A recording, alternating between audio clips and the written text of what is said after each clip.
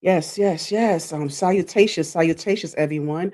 Thank you so much for being back in the building with me. I know I haven't done any content in a couple of weeks, but I just wanted to make sure that I just kind of live a little bit more, just kind of give you more commentary to discuss with you. So here I am again with one of my great interviews. I've been blessed with the opportunity to have this person on. So I had to make sure that I put my bra on so I could come before you so we could we could just discuss more things about him being a registered nurse, also being an entrepreneur as well as a content creator as well. So, I'm doing my little intro and then I'm going to bring to you. He goes by the name of Humble Start Will. So here we go. I'm coming up, I'm pressing on, I'm getting on, I'm an I'm coming up, I'm pressing on, I'm getting over it, I'm an overcomer. And here he is in the building, Nurse Will. Hello, Nurse. Hello, Hey, all hello. right, all right. How are you? But before we start, Will, I need a favor from you. I need you to help Okay, me out with something because today happens to be my mom's birthday. So okay. I want you to sing with me. I want you to sing happy birthday to my mom for me. Can you do that? Let's do it. Let's Yeah, do I mean, I hope we don't it. lag or anything. You know how StreamYard is sometimes. So I hope we're able to sing to each other. But if not, that's all right. We can still harmonize in our own way. So, all right, you ready? Let's do it. One, two, three. Happy Happy birthday birthday to to you. you. Happy Happy birthday birthday to to mama. you. Yes. Happy Happy birthday, birthday dear to mother. mama. Happy Happy birthday birthday to to you. Yes. I like that. Let's lighten up the room. Yes, yes. Thank you. Thank you so much. I hope she catches this. Thank you, Mom. I love you so much. That's my queen. So thank you so much for celebrating with me on that, Will. I appreciate you participating. Oh yeah. All right. All right. So question, Will, before we begin this interview, I'm just curious, what made you decide to accept my invite? Oh man, I just been looking around, and I actually, after I saw your invite, I like to kind of look at the content that the person produces, and I like the things that you had going on. So definitely wanted to accept the invite, and I know that just getting the story out there to as many people that can see it is very Yes. important because my goal is just to inspire people coming behind me, and even people that are already in the same position as me. So. And yes, and I'm glad you said that. And thank you, by the way. Thank you for that. Because I tell my mom because when I have been doing my content and she watches my videos, she's watching my interviews, and so she always said that she want more people from her generation, as she says. And I'm like, I get it, and I do understand that. But for one, a lot of people from your generation is not doing as much content like that. I mean, they are out there, Mhm. but it's not as much. But also, you have to understand that from whether it's a millennials or Gen Zs or whoever, XYZ, PRQ, whatever you want to call it. Right. There's so much that I have learned, even at my, my big age, is so much I have learned from doing, if I've been on my platform. I've been on this platform since May of this past year. So I've been able to, been blessed with the opportunity to just get so much gems from so many people. So it's like you can't always go within the age bracket. You got to be a little bit more open minded to the idea that you can learn so much from so many different people, and I'm so inspired by those Absolutely. that came before me. So I just wanted to put that out there. Yeah, Okay. Definitely. yeah, No, I agree. yeah. I thank you. So yes, so Will, is that short for William? Because that's my son's Y- name. Yeah, it is. Yeah, that's it. Yeah. Yes, my son's name. So yes, so how did I come up? Humble start, Will. What made you coin yourself that? Humble Star Will. So Humble Star Will has a lot of history. So first I came up with the name. So it started off initially as Humble Start. Humble Start was my clothing line that I started in college. It was during a time that I was kind of having a dark time because I grew up. sports was like one of the most important things in my life. Like that was something that kept me grounded. That was something where I built some of my strongest connections in terms of friendship. And then coming from St. Louis, Missouri, sports is something that's really pushed upon us. So that was one of my biggest goals is to make it to college playing basketball on a scholarship, and I did. However, during when I was in school, the first game of the season, I broke my hand.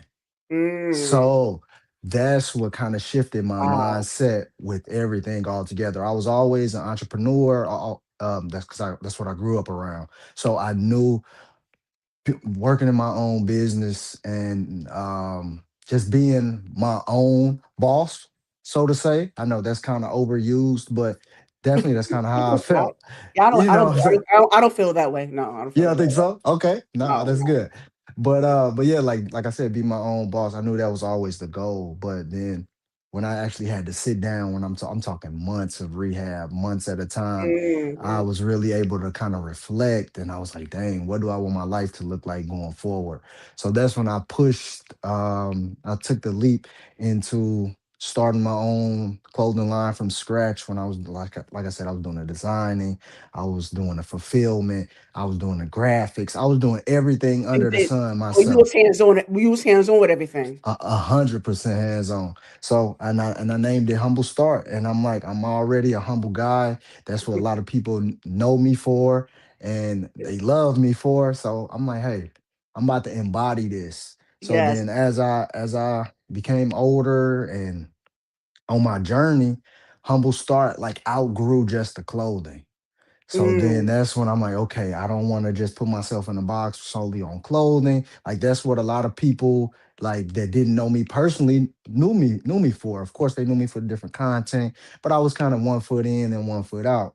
But I said, okay, I'm gonna make this more. I mean, I'm gonna grow this past just the clothing. So now that's why I kind of encapsulated it into like a media company throughout. Mm. So I still remain myself, and I'm kind of glad that I stuck to what was true for me.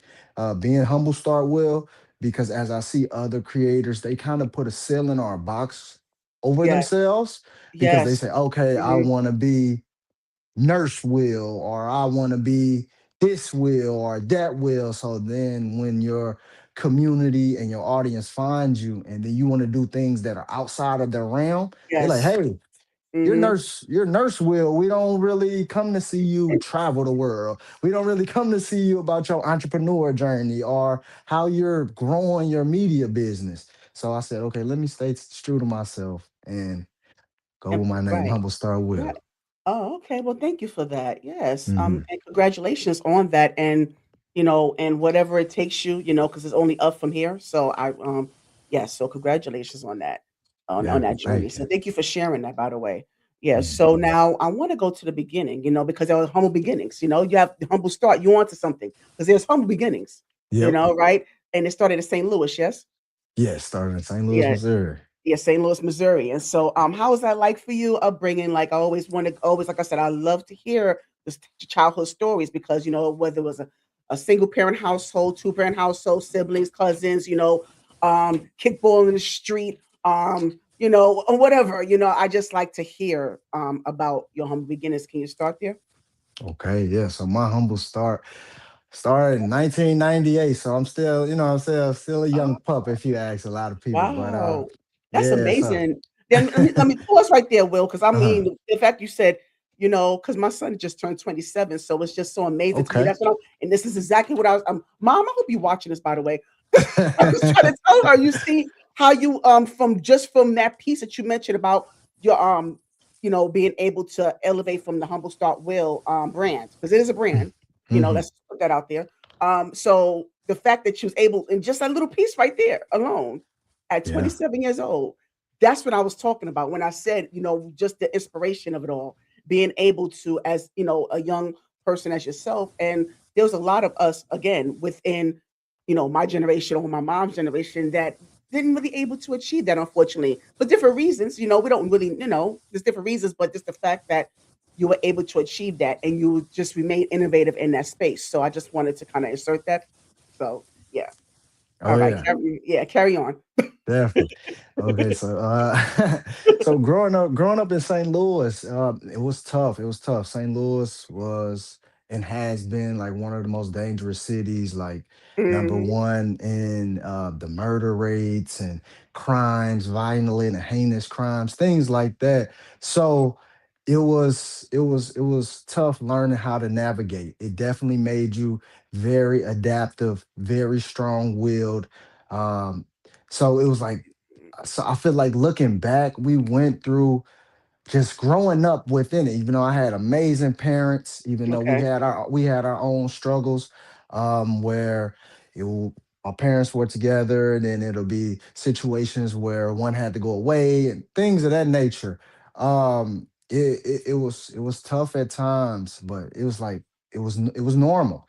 I remember like looking back, like just from my high school 4 years, we probably lost over 30 people in the high Mm, school.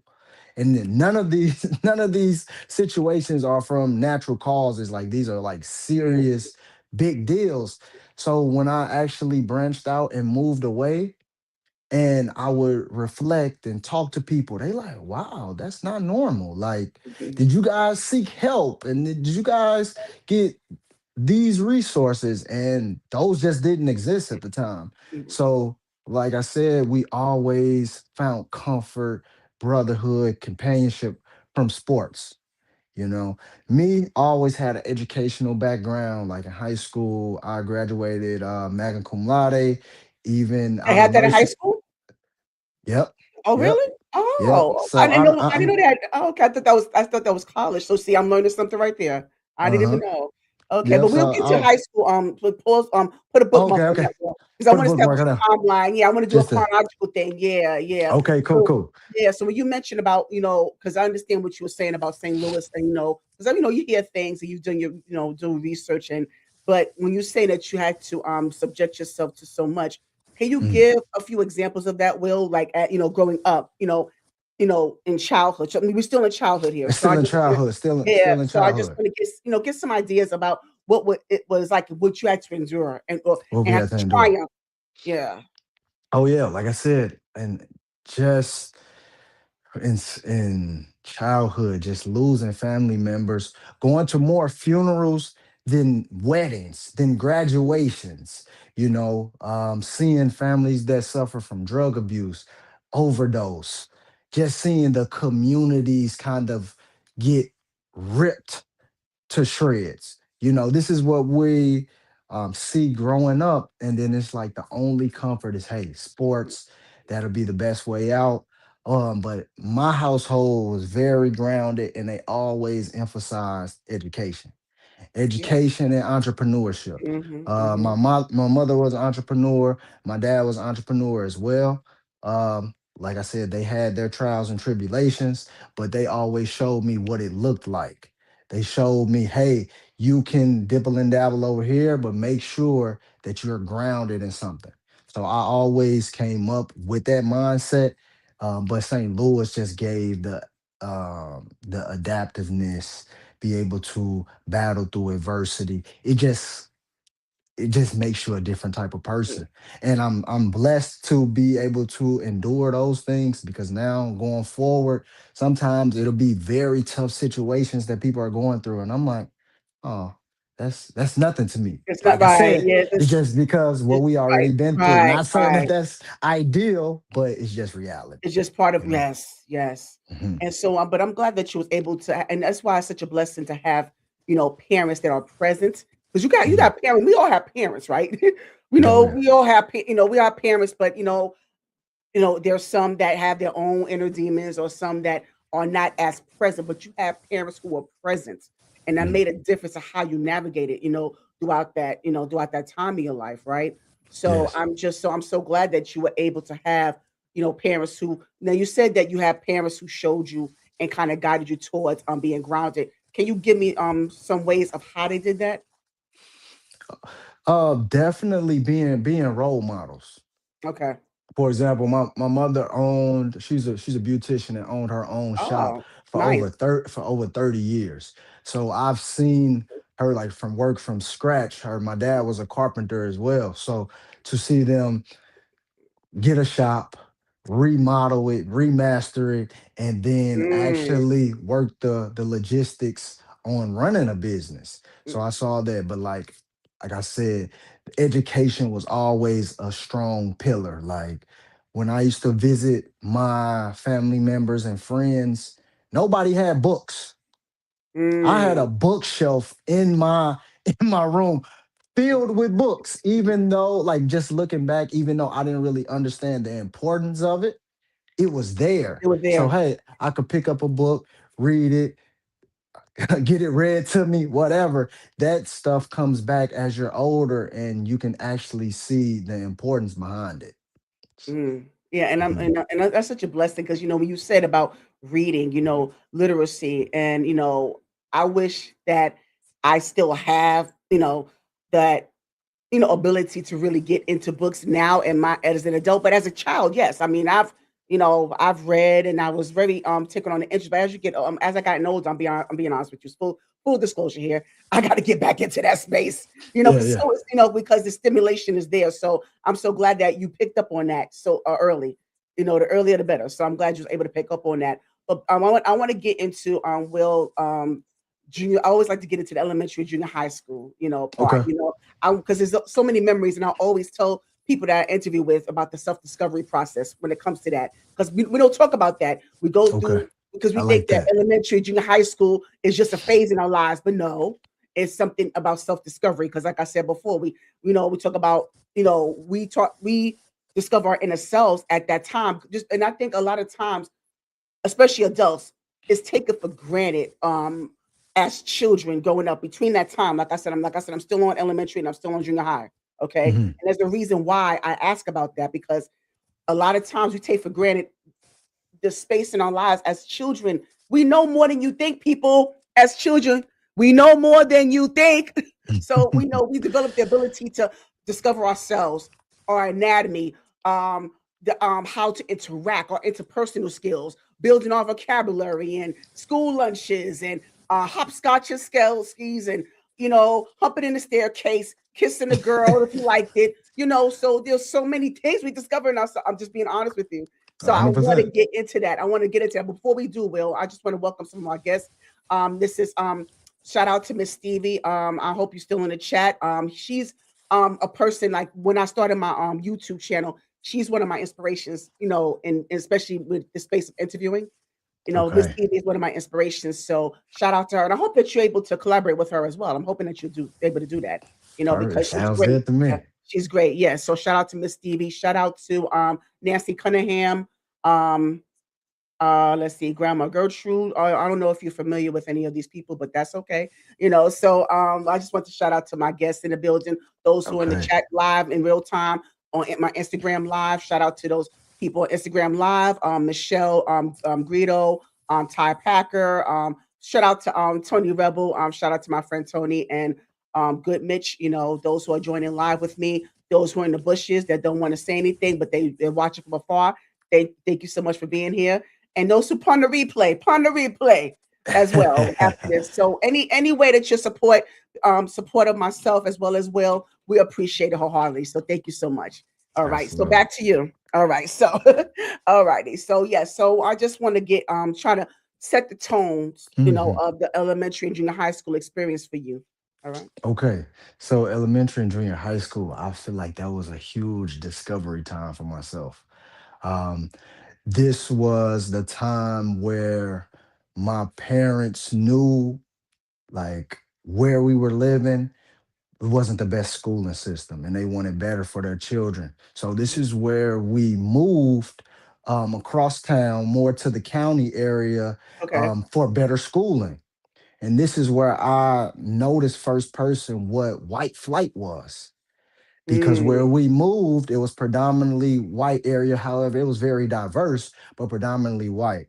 But as the times progressed, you would definitely see all of the families uproot their children and take off. But like I said, I was still able to experience what it was like living in a diverse setting, because St. Louis, like just say from that time being a child and on up, maybe I'm just to throw this out there, my high school was probably 90% black. You know what I'm Mm, saying? So okay. but when I started in middle school, it wasn't that. So I was able to seek guidance from other cultures, learn about what other people are going through, what they enjoy. I feel like that was great for discovery. At this point, I was in band. At this point, I was Yes. actually just Yes. starting content creating, which is funny because a lot of people like, wow, you're doing so amazing. You're doing it. I've been doing it since then. I remember 2000, was it 2008 when YouTube first started? I was Uh-huh. on there actually. I still have videos on there in 2000 from 2008 skateboard and having 500 views Oh, back then. wow. Yeah, That's so I was amazing. yeah, so I was playing sports. I was, of course, in school doing great, just exploring in band, and so I was just, I'll say, growing in my creative nature at that time. So that's Yes, still absolutely. I can still see that little kid today coming out when I'm on camera, when I'm excited about doing something new. So it was a huge time for discovery. Like I say, still going through the trials and tribulations of life as a kid. You don't really notice it. You just kind of living within it. Like having to come You tolerate a lot, absolutely. exactly Yes. coming home alone. My parents are busy or they're working, they have to make sure they grind and do all of these things to support the family. So, okay, I'm here alone. Okay, I got to lock up by myself. I need to make sure that this is taken care of and this responsibility that I was given needs to be done before they get back. At this time, Mm, it was mhm. mainly just me and my mother as well. Even though I have siblings, I'm the baby of the family. So at this point, all Oh, of you them are? are, Oh, okay. yeah. Okay, So so they're seeking. how many are you, Will? How many, siblings? How many are you? So I have four sisters and one brother. However, Wow, majority of my sisters have different mothers. So in the household, it was just me and my two sisters. At this point, when I'm reaching about the middle school age, both of my sisters are graduated at this point, so they're out of the house. So it's just me. You know gotcha. what I'm saying? It's me and my mom had a little Yorkie Terrier. That was like my best friend because I'll be in that Aw, house afraid, scared. And she just right there with me. Yeah. So it was a huge time for just discovery. And I knew that my circumstance, like the circumstances that I've seen and the situations that some of my family members were in, some of them have a lot of tough, tough things going on in their life to say the least. So I knew that I didn't want to walk that same route. mm. So that was a And you knew difficult then? time. I knew Yeah. then. With my dad being kind of the backbone of the family, I saw how much that they all depended on him, and I saw how that did him. So that made him make decisions that probably wasn't best for his immediate family, because okay, I have to do a little bit extra. So I got to support this person, this person, this person. So it's only a couple ways for a young black man at that time to produce that type that type of thing for their family. So I knew like, okay, it has to be another route, and I see what this can result in if you don't move correctly. Yeah, and I'm so glad that you was able to, because I know that you've maintained that from the time when you said that your parents set that example. So they Mhm. had that blueprint set for you. So the fact that you was able to maintain that mindset, even as early as elementary or junior high school, kudos to you for that. That's something to be proud of. All Mhm. right. So now you said that you was in a band. You was in a band in elementary or junior high, or both? Both, Both. both. Nice. Yeah, And what played the instrument did drums you play? and Love the it. xylophone. Oh, there's okay. All Yeah, right, yeah, Roy. I see you, Roy Ayers. Okay. All right. You yeah, familiar with Roy Ayers? yeah. A Yes, little, a yes. little bit, a little bit. Yeah. A little bit. Yeah. I mean, he's responsible for, Mary J. Blige's sample of My Life. Okay. That was the sample, My Life, My Life, My My life, Life, my My Life life. in the sunshine. That's Roy Ayers. Yeah. And he's a solid is xylophone. How you say it? Xylophonist? Yeah, Xylophonist. xylophones. Uh-huh. And I love me good, I love me drums. I love me some a drummer. So yes, Okay. yes. All right. So now in that space and you mentioned that you were able to like us, maintain that groundedness. You was able to maintain focus. Mhm, You wanted to make sure you was one step ahead even at that time. So you still had that business mindset even back then. All mhm. right. So now going from transitioning, now okay, before we get to high school, what are some of the other things that you discovered, like I said about the self-discovery, right? Because self-discovery in elementary, junior high school, totally different level than high school. So we'll get to the high school part, but I want to know what was some of your ultimate self-discovery um in elementary and junior high school. So elementary, junior high school, I really like learned that in the most humble way possible, I was gifted. I was different.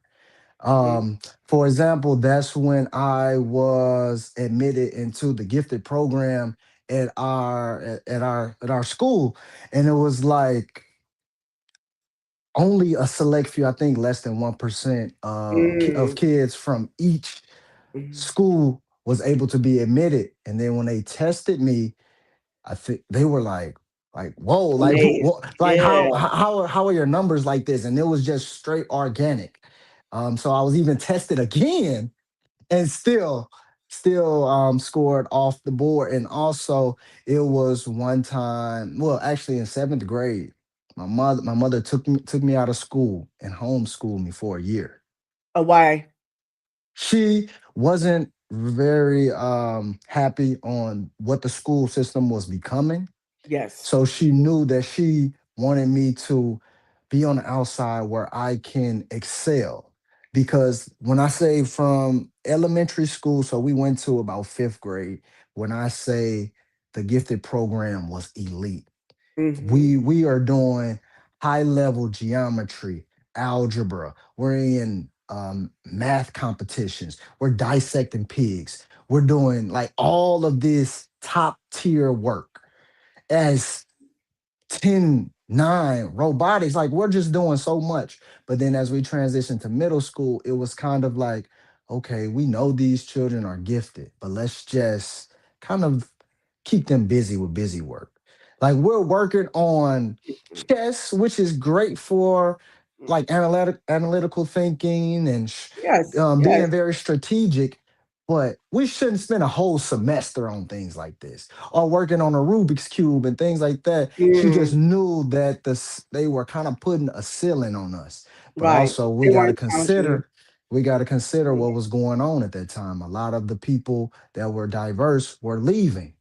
Yeah. So Mhm. so she kind of felt like it was a cap. And that was also a good time where I was able to just kind of understand my faith because that's when they were strongly instilling that into me, just to have to respect and honor a being that's outside of you. So I think that was very beneficial. And then me and her were like mano y mano. So I was with her Mhm. every step of the way, understanding how to run a business, how to operate, how to market, things of that nature. So I feel like that was very, very important. Yeah, and that was, and kudos to your mom. I mean, if the homeschooling is far from easy, and it's even harder to fill in those blanks, 'cause like you said, they stopped challenging you.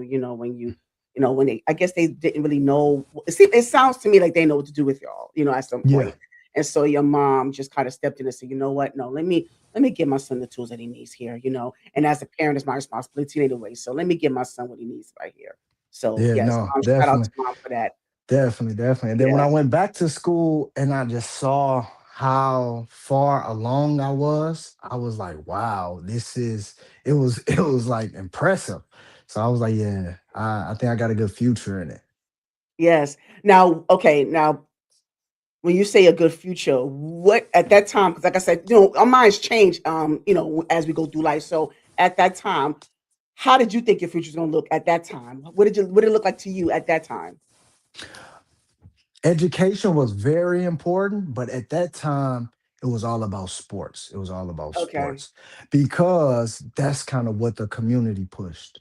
Like being an athlete, seeing the glamour and the praise that the community gave the athletes, and not seeing a lot of people in the educational space come back and show the fruits of their labor. All Mm, we saw was the athletes coming back, coming to the community, showing their nice cars, passing out this, giving out things on different holidays. So that was like, okay, education is important, but these are the people that's actually making a change in the community. So we want to be those people.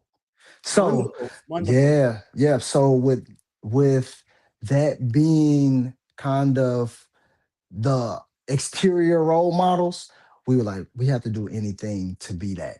So Mm, that's why yeah, sports was just like a huge influence at that time. at that time. Mhm. Okay, and when did you start playing sports? I was Just probably before I could talk. I think my dad was my basketball coach at the wow. YMCA when I was like 4 or 5 years old. And what sports were those? That was basketball. I, Basketball. but I explored all of the sports. It was a time I was playing everything. I was on probably like 3 or 4 teams at once. So I did want to dabble in Nice, everything. nice. You sound like Yeah. my son. How tall are you, by the way, Will? Oh, it's about 5'11". Oh, you thought okay, so that's average. Yeah. Okay, yeah, Uh, because my son, he got into like football, basketball. So yeah, you sound, kind of have parallel things going on. Okay, yeah. but so yes, so once you discover you have all these different, discoveries. You have, you in the gifted program. You just a child prodigy. I think that's what it sounds like to me. You're a child prodigy, and so now, what did you take with you or carry with you to high school? What high school did you go to, by the way? I went to Hazelwood Central High School in St. Louis, Missouri. Yeah. Okay. Now, Mhm. what some of the things did you take with you from like as far as you can recall, or did you even know that you was taking anything with you or carrying anything into your transition from junior high to high school? So for junior high to high school, sports was always very important as well. Oh, I mean, still. So it was all about training, meeting the coaches, trying to prove yourself. Especially when I think when I went to high school, I was clocking about 5'1". Like I was tiny. So I always had that heart of a lion. Like I have Yeah, this chip, I got this chip on my look at shoulder. I got to show them Napoleon a little guy. complex. Exactly. This little guy can do it. So yeah, that was kind of on the sports side, but then on the educational side, after being in the gifted program and being exposed to things like robotics, my Mm, mindset was, hey, I want to be an engineer. okay. The Okay. thing about that was I've never known an engineer, never seen one in my community. So I didn't even know what that consisted of. So I remember being in engineering class and they were like, hey, Will, what type of engineer you want to be? And I didn't Yeah, even he's know it like, was a yeah, difference. yeah, So I yeah. I just had mean, he's to, just like, yeah, I had to recall what I heard one of my what? fellow students say. I'm like, a civil engineer. Didn't know what it consisted of. so so that was kind of my mindset. I knew that I was in a lot of the advanced classes, taking college credits and things like that. Didn't really know where my life would go at that point, but I just knew, hey, I need to focus on my academics, stay set in that, and also focus on being a student athlete. Mm, okay, and so, being a student athlete, how far did you go with that? On being an athlete overall? Okay, so being a student athlete, I made it to the varsity level at high school. So Oh, in high nice. school, so yeah, I played on the varsity level, and then going, of course, into the college, which we'll get into that. I was able to Yes. receive a scholarship to play basketball in college. Shit. Yeah, You better you better go ahead with your bad self. yeah, yeah, Right. Yeah, and so man. speaking of that, because you know that, basketball, college basketball players are getting paid now. What is your thoughts on that? I think they deserve it. I think Yes. they deserve it. Mhm. They're making these schools a lot of money, these Yes. networks a lot of money. Just knowing that side of the media, they're making a lot of money. So I think they deserving it and been deserving it for a long time. Yeah, I Mhm, agree. And so, mhm, okay, so you said that you graduated magna cum laude because I'm used to mhm. saying valedictorian. I mean, I didn't know it was a magna cum laude in high school, so that's why I was like, Yeah. oh, I'm learning something here. So, but in your space is magna cum laude, magna Cum, Magna cum laude. Yep. Thank you. Okay, yeah, Yeah, yeah. we had the So tiers, so we had like cum laude, magna cum right. laude. We have valedictorian as well. Yeah, so we Oh, had okay. all the different tiers. Yeah. Oh, it's different tiers. And what's the Mhm. order again? What's I the think tier? it may be. I think I know. I think cum laude is the bottom. Oh, all right, Miss Stevie. It may be one in the middle, but I know Magnum cum laude is Miss- the top, and then it's like the valedictorian and so on and so forth. You know, I think I haven't really been. excuse me, Will. I have to, I have to check Miss Stevie right here. Excuse me, Will, because Miss Stevie being fresh. Miss Stevie being fresh. We know he's fine. But I think he's with someone. I don't think he's single. We're gonna get into that too. I don't think he's single. I've seen a beautiful fine specimen in one in these photos of his. So yes, but stop being so fresh, Miss Stevie. All right. Yeah. So yeah, yeah. No, I had to do that. I couldn't resist. I couldn't resist. Oh no, it's all good. Yeah. I love it. Yeah. See. Yeah. So right. So going into the high school space, Madam Cum Laude, student athlete, and Mhm. so did you go straight into college, or did you take a break in between? Like, what did you do right after? So straight into college. Yep, Straight straight into into college, college. and what Yep. college was that? So I went to Central Methodist University. That's a small school in Fayette, Missouri. So that's probably about 2.5 to 3 hours away from St. Louis. Okay. And so Mhm. what was that? Did you stay on campus? Did you commute? I stayed on campus. Stayed You on stayed on campus. Yep. campus. How was that? Mhm. How was that campus like for you? It was a definite culture shock. Yeah, Like I really. said, I'm coming Oh, from St. right, Louis, yeah, right, right. where we predominantly black. So to go to a PWI, so a predominantly white Yes, right. university Hmm, in hmm. a very small rural city or town, it was a huge culture shock. It felt like I didn't know how to communicate with these people. I didn't know like their lifestyles. Like a lot of these people are coming from small areas where they graduated with a class of 15 people. I'm coming Mm, from one of the wow. biggest schools in St. Louis where our graduating class was a couple thousand. You know what I'm Mm. saying? So it was definitely a huge change for It me. was Uh, it was an it was adjustment. How adjustment for yes, and sure. how well did you adjust? Tell me how your adjustment look because coming in as a freshman, coming in that space. What are some of the ways that you adjusted? It was tough at first. It was tough at first. I would call home and I'm just like, man, I just feel like nobody really understands me. Like even even from a communication standpoint, I'm talking with a little bit of Midwest slang or Midwest, accent. People like, hey, what are you saying? We don't understand this, and that. So I kind of felt alone at a time. However, with me having a basketball scholarship, being a part of the basketball organization, I was able to find brotherhood there. And Yes. then I was able to kind of grow and learn and, experiment and try new things that I wasn't used to. What And you then experiment? What you it- experiment? What you experiment? I mean, just being in these small house Uh-huh. parties, these Uh-huh. people are doing different, I'm you being know, messy. I'm being yeah, messy. yeah, yeah. I know, like playing these different games with people and just all of these different things that I'm like, we would never do this. Like You not got you even in yeah, St. you were never Louis, used to that. yeah, Yeah. even in St. Louis, when it came to like picking up girls and things like that, we would, hey, let me get your number, let me text you. These people didn't do that. It was What they straight, do? it was straight social media or like Snapchat and things like that. So Oh, I'm like, okay. I don't even know how to talk to girls out here. Like, what's going on? So it was definitely a learning curve, a Oh, it's a huge learning learning curve. curve, right. Uh-huh. Yes, but I'm glad that you was able to, navigate through that. Did you find it to be, because I mean, were you always, a sociable person? Was you socially awkward? Like, how hard was it for you? Was it challenging for you? I feel like St. Louis. I mean, I've always been sociable if I You know knew it. right, Yeah, right. I'm all about different comfort levels, but St. Louis sometimes I feel like it molds you to be isolated or be on your own or be this mysterious person. Like if you're just this talkative person, you're not as cool because people know everything about you. So Mhm. it kind of pushes you to like isolate yourself with your small group. Like you have a small set of friends, small group of friends, and that was it. So that's kind of the mindset I went into college with. Like, hey, let me kind of be off to the side, just cool, nonchalant. But I learned in the real world that only takes you so far.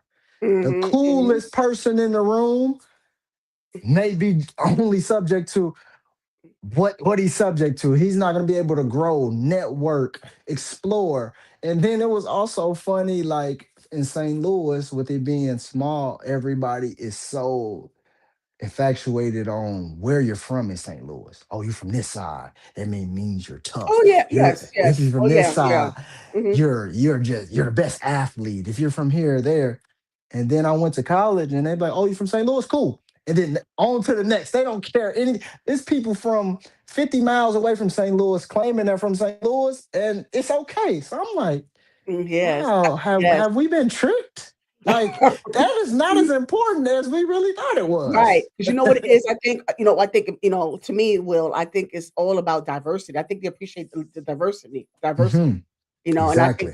I think that's, a good thing, A and, hundred percent. yes, and I think and I'm just kind of, giving my little perspective here. It also it speaks volumes because you were saying that you was in a PWI type of setting, and that, and a lot of us. Oh goodness. Okay, I'm sorry. I'm gonna get into something here.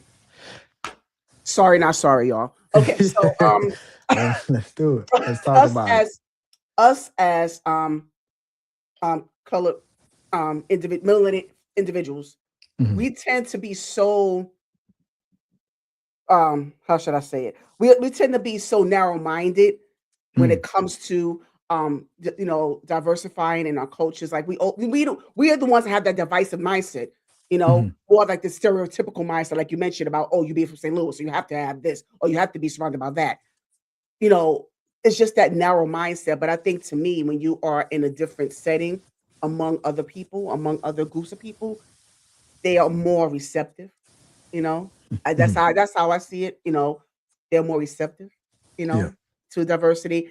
They appreciate more of where you come from, and they're able to kind of um, absorb whatever your culture has to offer. So Yeah.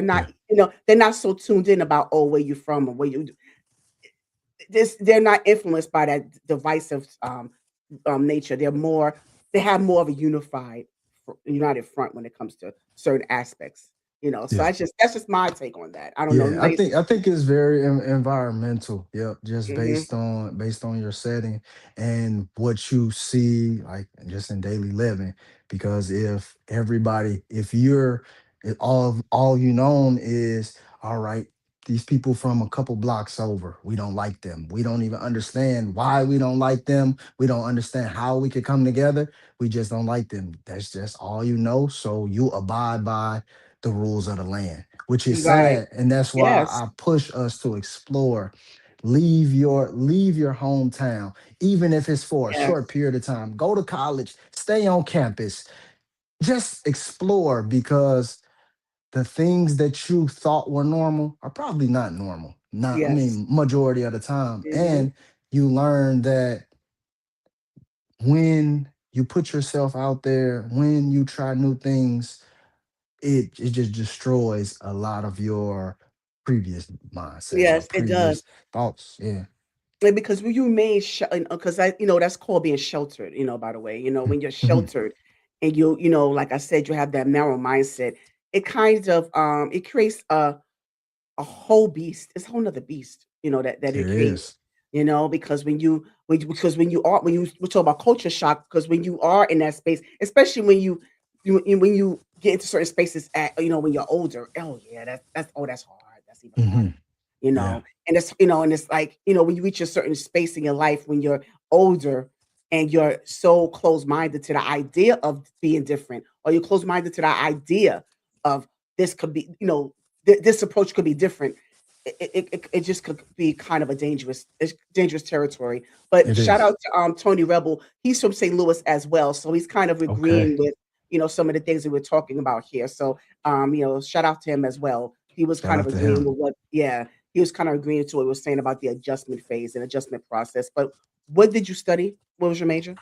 So going into college, like I said, sports was solely my mindset. I'm like, hey, I didn't play sports all my life.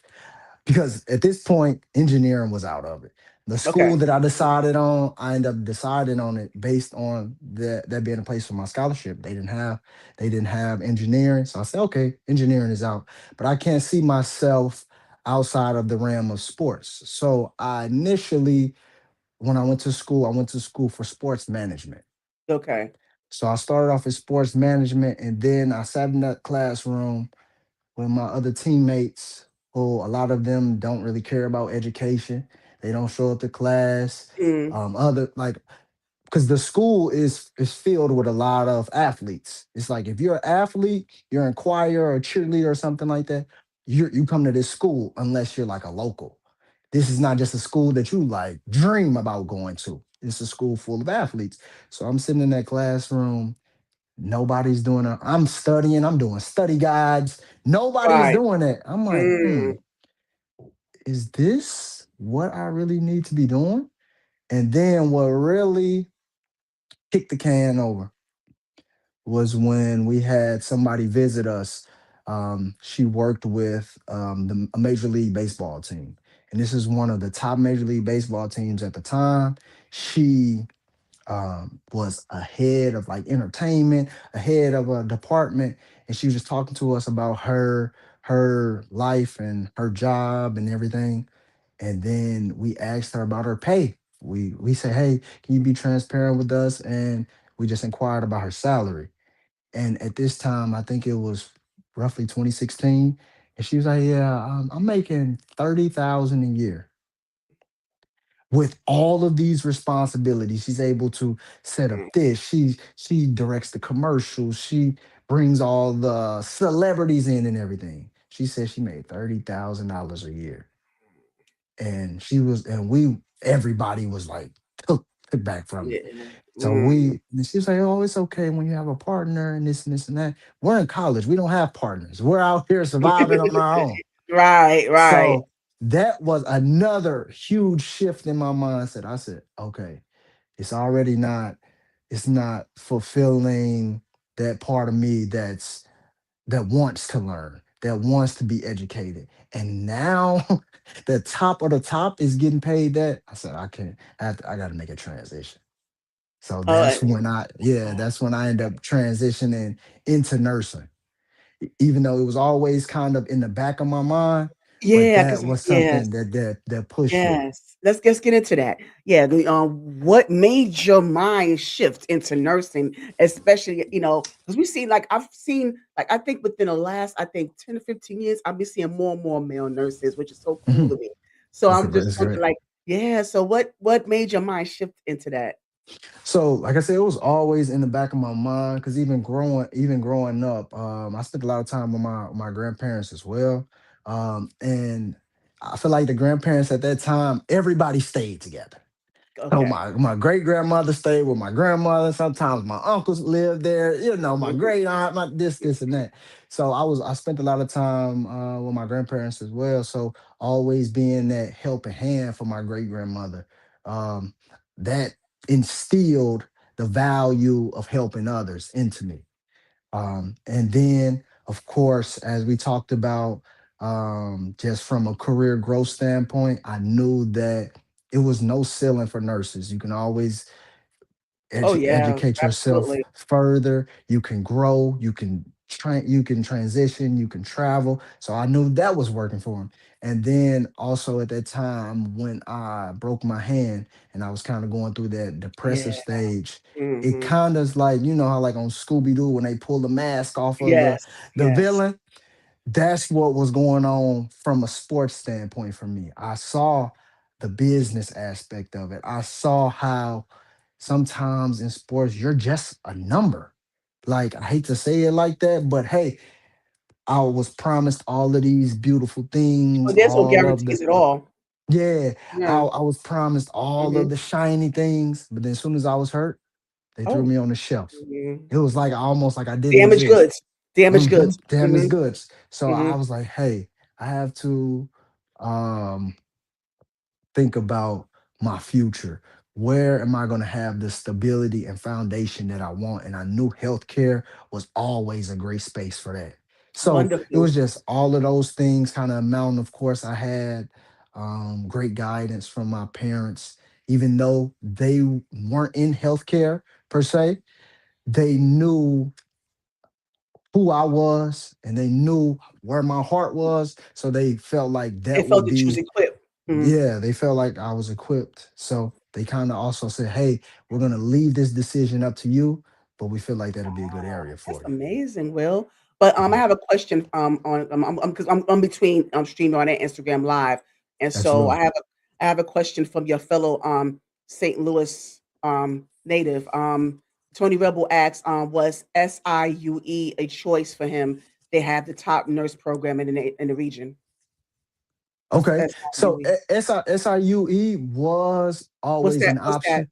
What's that? That's What's SI? Southern SI, Southern Illinois, Eastern Illinois, something like that. Southern Illinois University. Um, so, but you got to think about it at that point. My mindset was solely on sports. Okay. So at that point, Right. whoever was willing to give Right. me You a take your scholarship and time. pay for me Right. to come, Right. that's where I was going.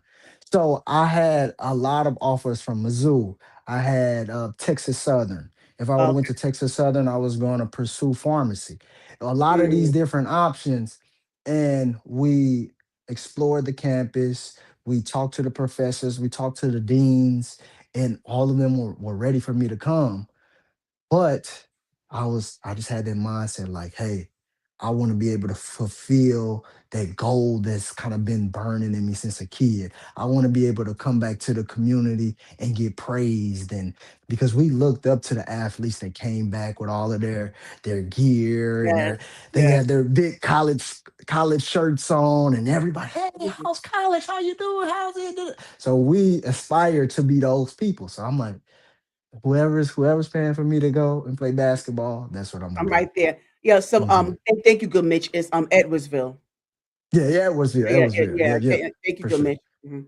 Yeah, so, yes, I know, like, I just I see it, like, how you just when your energy shifts when you talk about how you just want to continue to be the inspiration to others, and Mm, so yeah, I noticed the shift in your energy. When you talk about that, it's like that level of excitement that you give. yeah, definitely. I respect that so much. But let me ask you this. I want you to talk to someone here. Um, Kind of speak from where you are right now to where he was. Can you talk to him? It's just kind of like give your voice to where you are right now to where he was back then. Man, that was an emotional time for me because this was the point where I was at like maybe the tail end of my nursing program. And when I said the ups and downs of just being like, we understand that nursing is probably one of the hardest 4-year degrees. So just the trials and tribulations for that. Me being the first African American male to graduate my program Get ever. out. It really is that right? That's right. So So I that's think a my you know school what? Oh wait, hold on now because I don't want you to can't gloss just brush over that. past Yeah, I that. don't want you to go because that's a Yeah, Black History Month moment here. absolutely. Speak it one more time for me. Yeah. So the First, first African American male to graduate my nursing program ever in school yeah, history. that's Black History moment right there. You know. Yep. And I think my school Yes. was established in like Mhm. I don't know if it's 1906 or 1806, but hundreds of years at this point, and I was the first African American male to graduate the nursing program. So See? it was always like, and I understood that. So I knew it was like a chip on my shoulder. And me also being the first male in my family, period, to ever graduate college, go to college and graduate. Yes. I Yes. was like, man. So me to get to that point, it was a very emotional time. But just looking back, I would I would just tell him, man, you're on the right track. Keep being you, being your authentic, genuine self, and it's all gonna pay off. Yes. and it remained stuck, and it remained up, and it stuck from there. Mhm. Yes, yes, Will, I'm so proud of you. I am so proud of you. Yes. Yeah. So going into that space, you getting out of the nursing program, and you got your degree in Mhm. is BSN, correct? Yeah, BSN? BSN. Yeah, Bachelor's in Okay. Science and Nursing. Yes. So let me ask you, before you got out of that, now when you was in that program, you had to participate in like in a clinical side, like you did the clinicals, the internship. Yep. Can you give us more about that? Okay. What you had. So I'm gonna give you some more background just on just the process Oh yes, in please. general. Yeah. Hmm. So you do the 2 years of undergrad, which is your prerequisites. Which I did great in. It was, I always was focusing on school. And then we had to like apply to get into the program. We had to do things like the T's test. I did very well on the T's test and got accepted into the program. And just being at this time, I had dreadlocks. I Oh, was very, stylish, streetwear. I'm I so glad was, you cut those off, Will. I'm so glad you cut them off. Yes. I was the complete like opposite of what this program was used to. Like Okay. I felt like at times they even didn't know if I was serious. Cause I Mm. remember like when I was trying to get my schedule, they like, so you transitioning to nursing? I'm like, yeah. They like, that's one of the hardest degrees at this school. I'm like, yeah, I understand that. They like, are you sure? Like they kept asking me. So then it got to the point where I had to meet my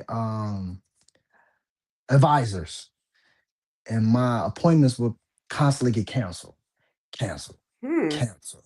Would Hmm. constantly get canceled. And I was God, I didn't know what to do. I would reach out. I'm talking to home, trying to get guidance. I'm one of the first people to actually go to college, and nobody can really give me guidance. They just say, Yes. Mm. persevere, just keep going. Don't let anything Wow. hold you back. So then I remember after maybe about a year, I finally met with my advisor. They just gave me my schedule, like this is your schedule, just kind of figure it out. Figure it out. And I did. Yeah. So then I finally met Mm. my advisor and we went over my transcript and they were in awe. They like, Mm. wow, Yeah, like your yes, GPA is so high. This is yes. how is this possible? How are you able to do this? And then when I hate that it happened like that because it was a great program. Don't get me wrong. Of course, sometimes you have some bad apples in the bunch. But when they saw that it was kind of bigger than me, bro, they were full steam ahead. They were like, bro, whatever we got to do, even though I was already committed myself, we gonna make sure you get to the finish line just to, Wonderful. yeah, Yes, so influence you know and what? help people Yeah, going forward. yes, Yeah. and so I can see, okay, so now I can see why your energy is so, so shifted on you, inspiring others, and, Mhm. being able to be in that space to just kinda, take something with you because of what you Mhm. said about that whole generic speech about, here you will go, well, live long and prosper, so it's like, they just kind of, do you to the rules, so to speak. So now I see Yeah. why you want to, present yourself in a different way Different fact. towards others. Yeah. So I get that. So yeah, thank you for that. But I also want to Yeah. let me On the share some clinical side. yes, I want to share some comments Oh, okay. with Okay. you from Instagram Live. She's Good Mitch said that's so amazing. He really did beat the odds. So I just want to share that with you. Oh, Yeah. thank you, Yeah, Mitch. they're loving on you. Yeah. Yeah. Yeah, so on the clinical, get back to the clinical Yes. Yes. side, Mhm. um, going into the nursing program, I didn't really know what it consisted of. I didn't even know what clinicals were. I was still kind of in and out with with basketball as well. Shout out to my coaches at that time. They were they they were very they were great. So because the nursing program requires so much from me. So Mm-mm. it had got to a point where I was like, hey, I'm about to give up basketball because I'm pursuing nursing. And they were like, hey, you don't have to. You can whenever you're available, come. But if not, do Mm. what you need to do. Looking back, it's because I was making the team GPA look good. But Yeah. all right, that's neither Well, here hey, nor one there. hand wash the other. Whatever. Yeah, so I didn't really even understand like the clinical aspect or what it would consist of. So I just kind of, like you said, got thrown to the wolves, and I had to figure it out as I went. And then after being in the clinical setting, I was really focused on psych. I'm like, I think psych is a space because growing up and coming from the environment I come from, I started to understand that these people that we label as crazy or they have all of these different issues is based or rooted in a psychiatric diagnosis. So Yes. I said it's gonna be so important that the people from where I'm from are able to seek guidance or seek these resources Yes. because they're suffering internally. So I was really kind of set on psych leaving the nursing program. But I kind of was veered away from that initially because other nurses that had experience in the setting, they understood that if you go the psych route, it's a beautiful route, don't get me wrong. However, it will kind of box you It in would as a drain nurse. you. It would drain you. It would drain you and then box you in as a Yes. nurse on the clinical skill set side. Okay. Because these usually, when people are in psychiatric crisis, they are medically stable. However, they just have a chemical or emotional Imbalance. imbalance. Mm-hmm. Exactly. So you're not dealing with IVs or IV medication or antibiotics or ventilators, all of these different skillful things that you need as a nurse. So if you go that route initially, it'll be hard to get back into the skillful clinical side. So you want to get more into a wide range, an array of Array, different skill or sets. just to have the ability to try different things, or Yes. hey, let me explore in the ICU, let me explore in surgery, let me do these different things. But I know those are skill heavy, skill based specialties. So you have to have that skill set to be able to make that transition. Yeah, and so, and with that being said, Will, I really need to know because being a nurse and who I tip my hat off to you, but being a nurse, it has so many challenges. You have so many different Does. personalities, and I'm sure that people like Miss Stevie don't mind your bedside manner at all. So, with that being said, the demands of it all, different schedules, different demands, different hours, different people, just surrounded by so much that's going on at once. How do you center yourself? What are some of the things that you do to just kind of, just channel that energy into practice self-care, and how do you, maintain the mental space that you need um to manage it, To and to endure, endure it? definitely. Yes. I would always put it back on my background and my history. Like I said, coming from St. Louis, it equipped us for a lot more than we could imagine. So sometimes a lot of these situations are tough, but just knowing where I came from and what I had to deal with, sometimes it doesn't harm me, or it's not as harmful to me as it was before, a person that didn't have to go through some of these things. But being a nurse, 100% transparent is tough. It is very tough. You're dealing with some of the sickest people on earth. You're dealing with people they're in their toughest situation they ever had in their life, them and their family. You know what I'm saying? We're exposing ourselves to infectious, Yeah. non-curable Yes. diseases. Yes. Like we have a lot we have to deal with, and then it's kind of always having the anxiety of somebody's life is in my hands, and my license and my livelihood is always on the line. So it is very important to find, I would say, a safe space to decompress, Yes. find ways What is that yours? you could. Oh, so for me, I just do so much outside of work. That's why, like, I stay with my name, Humble Star Will. It's just I'm multifaceted, so I make sure that when I'm at work, I'm caring for my people. and doing the best I can. But outside of work, other than when I'm creating my content, I'm doing other things. My mind is elsewhere. My mind is on entrepreneurship. My mind is on growth. My mind is on health, working out, meditating. Traveling. I'm traveling. I'm Yes, trying to you're do very better well with like traveled. Yes. meditating. Yeah. I'm so jealous of that. You are so well traveled. I've seen the pictures. I'm like, "Oh my god, I wanna be there. I wanna be where you are." Okay, Yeah, I'm sorry. traveling is like my medicine just because I get to see the world, open my mindset, learn about different cultures and the new things that are going on that I'm not used to. So, like I said, just finding something that you can center yourself and just I would say just become refreshed for the next time. And even though you try, it's still gonna be tough. It's Yeah, day to day, every day. You just gotta understand, hey, I'm serving the community. Whatever sprinkle I can um sprinkle whatever good I can sprinkle into somebody's life, I'm doing the right thing. yeah, and you are, and yeah, Mhm. and thank you for your service. Thank you for your service. Thank you. Thank you. I Yes, appreciate yes, that. absolutely. I really mean that from the I mean that. But yeah, but I wanna, know something, and I know it's gonna, be hard to signal out just one, but I need to know, like, what is one of the, worst experience you had, as a Worst nurse? And experience. give me one good one. Okay. Uh Worst experience I've had, man. I would just say a conglomerate of COVID. Mm, COVID was a mm, tough time, and you gotta understand, I yes. graduated in 2020. So I'm a new Oh, so buck. right. You at the peak of it. I'm at Yeah, the peak. I'm a new buck at the yeah. peak of COVID and working in the ICU. So I'm in the medical ICU and we specialize in pulmonary.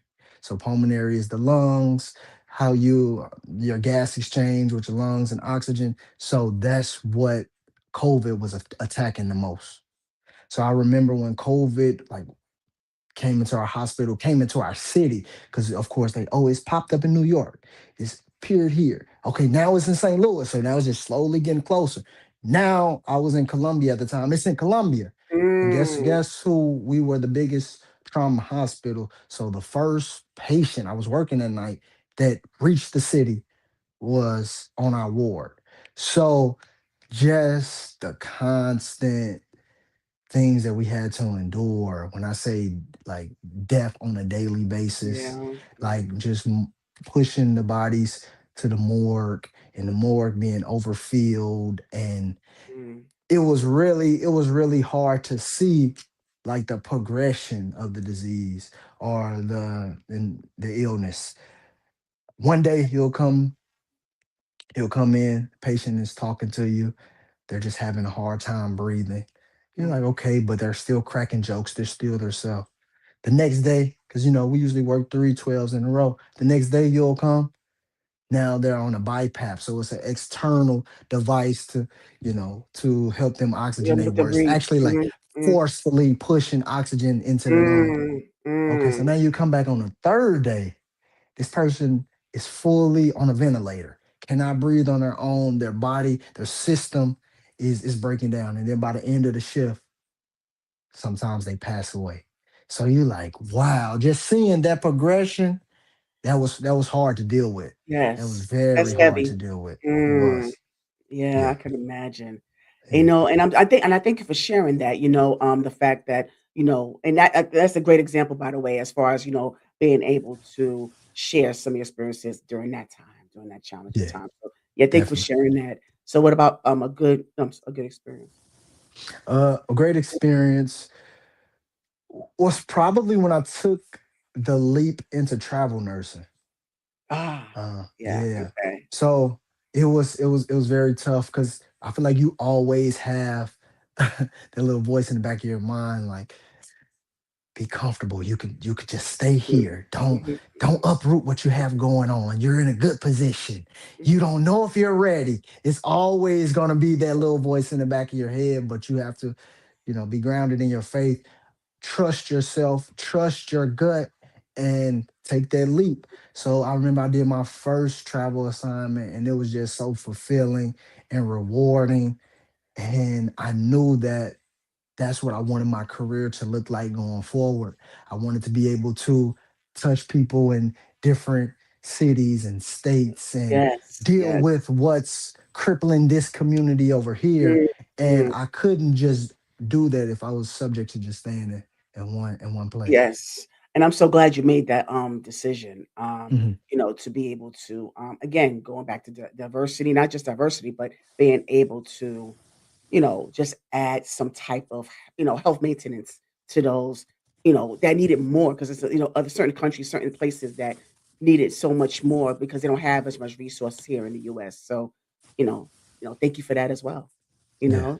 Now, so now I want to get into your business as far as your scrubs. But before we get into that, I want to know, can you give me some final wordage when it comes to your overall take on nursing? And also, before we get into that, how healthy are you? How healthy would you say are you? I would say I'm pretty healthy, pretty healthy. Okay. Okay. Because I just seeing what I see on a daily basis, it pushes me. And then knowing that a lot of our unhealthy traits are usually rooted in Genetics. our genetics, environment, and like background and our Mhm. learning. So uh, I just try to be better every day. I'm texting my family, hey, how did your blood work come back? How did this look? Mhm. Hey, make sure you're not doing this. Make sure you're not doing that, because I understand. I'm understanding the healthcare setting, and I understand what just being healthy and going that extra mile can really do for a person. I can, and I want to, and that's a good segue, by the way, because before we get into your final words on nursing, I also want to get into. I don't know if you heard about Kevin on stage. He had posted about how he had his annual physical, and he was encouraging black people to go see the doctor, and he got so much backlash from that. I don't understand Mhm. why, but he got. I don't know if you were aware. So Oh no, I wasn't. yeah, so okay, so you know if you remember Kevin on stage. Yes. Yeah. So for those who don't know, my audience, Kevin on stage is a content creator, actor, comedian. Um, he's known for church comedy. So he had posted a post about him, like I said, going on his annual physical, encouraging black people, especially see the doctor because a lot of us do not. Especially black men, unfortunately. And so he went back on to respond to all the backlash he received on him encouraging black men to see the doctor. And Will, I'm telling you, they said some dumb, ignorant stuff saying about, oh, he came from having his fingers stuck up his butt, and oh, well, God is in control, and there's nothing about, it's all about, prayer and herbs will be able to do the trick. And yes, I do believe in holistic health now, and I want your take on that too. Mhm. Holistic health, yes. Prayer, yes. God is in control, but God has people in place for a reason. Let's Mhm. come on. Let's be real And about that. I Come on. always challenge people with Yeah. that as well, because even in the Bible says faith without works is dead. So you have to do the Mhm. work. You Yes, you can have just to have faith you all gotta day check long, yourself but exactly. you gotta do the Do work. the work, do the work, and so, yeah, so so he was getting that backlash, and to the point he was like, "Okay, well, then you know what? Fine, don't see the doctor. Okay, let's see how that works for you." So I just wanna, I was, hoping I was trying to see if I can get the, well, you know what? While you talk, Imma try to find it, okay? Okay, okay. Alright. Yeah, no, he's 100%, he's 100% spot on. That is very important that we seek guidance from medical personnel. And I always emphasize this: just because you seek guidance, Yes. that is going to give you a baseline of what's going on. You Just still yes. have the free will to make the decision on whatever you would like to do, but to at least have the numbers, the solid numbers, or the solid assessment from somebody that is medically trained is very important. And then it's important that we also, when we seek guidance, we do our own research. We talk to people that Yes. are also specialized in that specific setting, and we just do our own outside work. So I Yes. think that's very Yes. important. Sometimes people feel like whatever they go or whatever information they receive is law. It can be if you would like it to be, but it's also important for you to do your own work, do your own due diligence on yourself because you are your own person. But that's just like, okay, I'm never gonna take my car for an oil change. I'm Mhm. never gonna take my Yes. car for a yearly inspection. You are the most high-tech Mhm. organism, machinery there is. So if you don't go for your yearly maintenance or your yearly inspection, what do you think is Right, right, gonna right, you think is gonna happen. Yeah, so, Mhm, and then also let me ask you, can you give us, some key points, because we have a lot of posts, and I've seen a lot of things on social media about what type of things you should ask, your doctor, what type of exams you should get, what type of panel blood work you mhm. should do. Can you give us a little idea? I know it's a lot, but just overall, give us a little cliff Yeah. note about that, Okay. you know? Something that I think is very important. I try to get a yearly. Well, not try. I do get a yearly physical. I get a yearly physical. I want to get all of my blood work done. And that's in terms of like a CBC, which is just your blood panel, BMP, which is your basic like electrolytes. I also us being black melanated people, it's very important that we ask about things like our vitamin D levels Yes. because with Yes. us being sometimes in cloudy settings, we're not outside, we're in our cars, we're in our house, we're in the air conditioning, so we're not getting adequate sunlight, or maybe we're Mhm. not eating appropriately, so we're not being able to replenish everything that we're excreting out. So I ask about things like vitamin D. Um, I mean, it just when you start getting to certain points, like certain ages, you have to start looking into different things. If Yes. you're Yes. if you're younger, STD screening that is Yes. very important. Yes. Um, Also, when you're older, you can also look at your diet and kind of determine, oh, hey, I'm a like me, I'm a snacker. So guess what I'm gonna walk. I'm gonna look at my Mhm. A1C levels. So this is my blood sugar levels A1C. over time. Because Mhm. you might be surprised, you may be healthy and fit, and then you get your blood work done and you're pre-diabetic. Like, Yes. I don't want these things or these aha moments for to guide us on our health. Like, oh, okay, now that I'm pre-diabetic or I'm Right. type 2 diabetic, now I just gotta Don't drop let it get to everything. that point. Yeah, don't let Don't it get get it to to that that point. point. Let's just Yeah. slowly Yes. taper it down so we never have to get there. So yeah, Yes. so those are some things that I would make sure that I would get even a urine Yes. screening. So urine Yes. screening, blood work, A1C levels, vitamin D. And even though this is I'm in healthcare, which encompasses everything. Mhm, mhm. Oral hygiene is very important Oh, because yes. Absolutely. I've seen time and time again people. That's the only thing that people like. They may take care of themselves head to toe, Mm. but their oral They hygiene can't stand the is dentist. is Mm-mm. not on point. They don't go to the dentist, and then Mhm. that results in things like endocarditis. So you would never know that your mouth is the pipeline for your entire Can body. you tell us what endocarditis is, please? So that's the inflammation of basically for just to not use too much medical jargon. It's just inflammation of the heart. So Mm, it's a heart disease, and okay. it stems from like bacteria that's into the bloodstream. So the quickest way into the bloodstream is through the mouth. So if you Yes. have constant True. bacteria True. and cavities or things that need to be filled in your mouth, guess what? It's going straight into the blood and straight into that heart.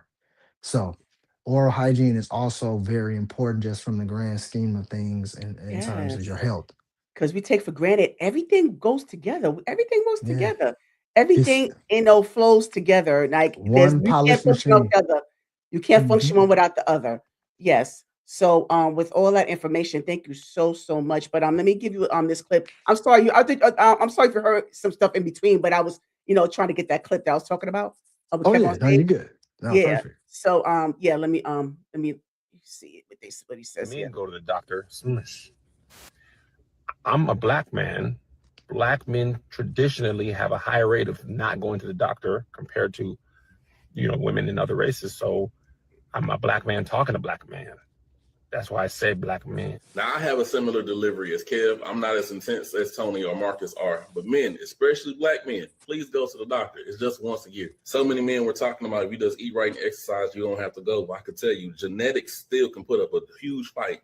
Please go and at least know what your numbers and your status are, especially if your family has a history of any medical issues. I watched my granddad become a living skeleton because cancer ate him up.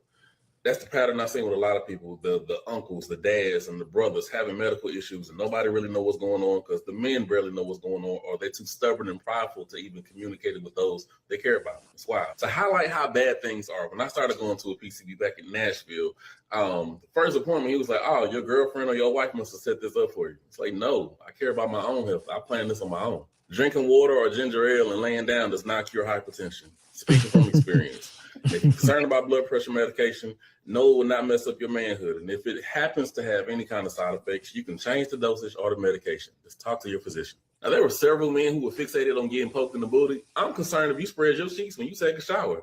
You got to get in there. Now, several physicians have said the way they test it has changed. Now, if they still happen to still need to do the old-fashioned way, those few seconds of discomfort could still lead to years of your life. Weigh it out. And the final thing I'll say about it all, if you're out here slinging and dinging, please add an STI, STD check on part of your physical. It'll give you peace of mind, and whoever you're talking to peace of mind too, to be able to show a clean and updated my chart. Everybody's clear on what's going on. Boom. Absolutely. Absolutely. Yeah. So so I just wanted to bam, right. Duke, there it is. So I just want to make sure that I shared that. And so, and that's all the things that you've basically echoed right there. So I'm gonna have that clip in the description box, by the way, as well. So you refer to that, because that's exactly what Will had just pointed out. So that's why I wanted to get your take on. Yeah. So just to even like he brought up a very valid point. Just to get those stats and those numbers, even if you don't act on them, you can at least spot a trend. Be aware. All right. Yeah. So if it's this year, it was slightly high. Okay. Now it's increasing. Now this third year is very high. You can spot the trend and you can make adjustments accordingly. Oh, Will, do say. The name sound familiar? It said it was your do say. You said that he's your daddy? Do say? No. That's not my dad. Because he said my son. I'm like, that's why I'm like, do say. Is your dad on social media? No. Oh, Deuce. Oh, yeah. Okay, that's my boy. Oh, Deuce. Deuce. Oh, Deuce. I'm sorry. Sorry. Yeah, no, that's my boy. Oh, okay. He said my son. Yeah. Yeah, he being silly, man. Shout out to him. Wait, pronounce it. How you pronounce this? Is it Deuce? Deuce. Oh, I'm sorry, Deuce. I said Deuce. I'm sorry, Deuce. I'm sorry. Yeah, shout out to you. Thank you for joining Will and I on this live. I appreciate that. Definitely. Yeah. So yes, thank you for those. And please make sure that and I'm gonna make sure that these are one of the clips I'm gonna highlight as well, to make sure that you are taking health maintenance very seriously, because if you take those annual physicals, it won't lead to having to do it 2, 3, 4 times a year. So, if you do it once a year and then you just maintain, because I just a little insertion here, because my mom, I was surprised because normally, she does her mammograms, and she does, but one time we was having a conversation a couple of years ago, and I just happened to ask her, like, when was the last time you had a physical? And she said about 20 years. I said, what? I was so You'll be shocked. surprised. Yeah, but my mom is usually, she's so vibrant, my mom is like, and I would think that she would have been on point with this. I would have think that she kept up with her health, So once she did that, though, like, let me tell you here, once she did that, and she shared with the nurse and the staff at the clinic that, my daughter told me, make sure you go see the doctor. And she's like, yeah, your daughter is right. And so I was surprised, right? And so when she went there, that's when she started, like, her blood pressure elevated, and they had to, treat her for certain things, and that normally happens just in the nick of time. You hear so many people say, my blood level was so high, and they're surprised that they was able to walk.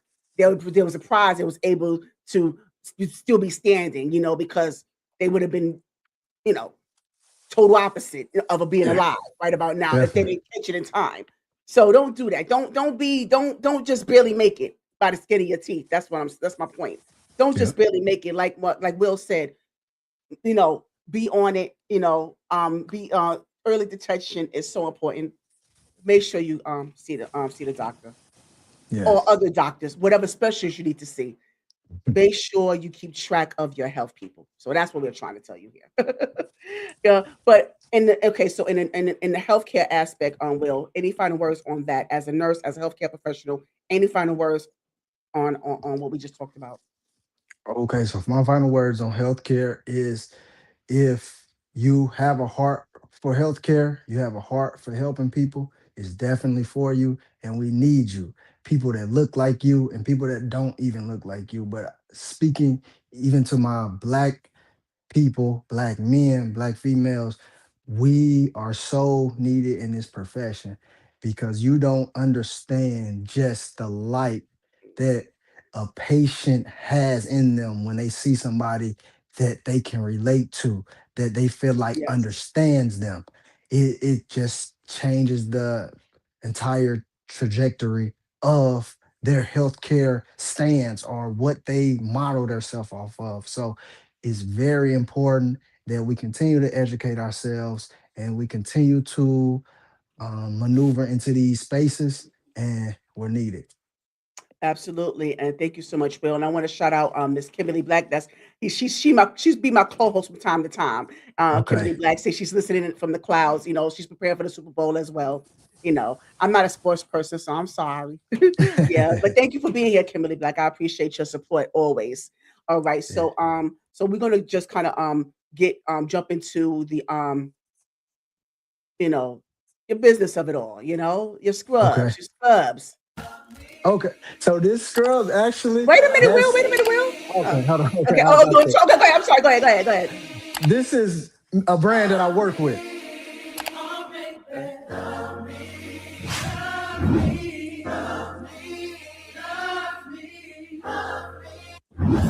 Yeah. So I just Okay. wanted to say Okay. that. I'm sorry. I didn't mean to. Yeah, no, no, you okay. So that's not actually my brand per se. Oh. That's a bigger brand that I'm a partner with. Oh. That you. Oh, you Yeah, yeah, yeah. affiliate with. Yeah, I affiliate Oh. with them. Yeah, yeah, Oh. yeah. Okay. Okay. I'm Okay. sorry. Yeah. No, no, no, it's all good. Yeah. So okay. So what is your business? What is your company? So right now at this point, like I said, Humble Start is more of a media brand. So I work mainly with myself being one of the sole creators in it, but I also help other creators, kind of guide them. But it's mainly just monetizing on social media, you know, working with different brands, partnerships, doing promotions, and kind of just building the healthcare community from the lens of me. Got it. Okay. Duly Yeah. noted. Yeah. So how was it? Okay. So when you launched that, can you just kind of give us an idea of I'm trying to phrase this the right way. Um, what type of I don't want to say what type of success you gained from it, but how did people benefit from it so far? That's what I want to say. How do people Okay. benefit from it so far? A lot of people are benefiting from just the inspiration associated with it. When I was in school, I didn't have anybody to really look at that was even remotely close to me or what I wanted to be. Yeah, like I said, I'm a black male. I enjoy hanging out with my friends. I enjoy sports. I enjoy um fashion, traveling, things like that. I'm not just this ideal, what you would think, or maybe what they were promoting at the Right, time, a nurse to be. And I know and understand that it's a lot of people in that same pool like myself, that hey, they want to do this, but when they're not clocked in, they want to do this or do that. So getting just inspiring a lot of people, knowing, hey, If you do things correctly, if you focus and ground yourself in your education and create your foundation in healthcare, it's the sky's the limit. You can do so much. So Absolutely. that's, of course, monetary value and all of that is Absolutely. helpful Yes. and great as Yes. well. I don't want to just brush over that like that's not important, because it 100% It is. really is. It's, Yeah. yeah, it Let's 100% be is. realistic But here. Yep. that's yeah, we got to be Mhm. realistic. So that's definitely perks of it. Of course, being invited and being and even in situations like we're in right now, just being able to communicate with different people, share your Yes. story, Mhm. and just let people know that it's attainable is very important and very rewarding.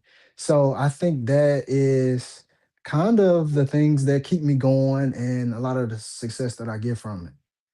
So when you okay, let me go back a little bit because you had said some about when people feel like being a nurse that there is like such a gray area when it comes to it or such a limitation. Why do you feel that way, Will? Why do you feel like do you really believe that there's some people that just don't believe that there's more to more to it than just being a nurse, or more to who you are than just being a nurse?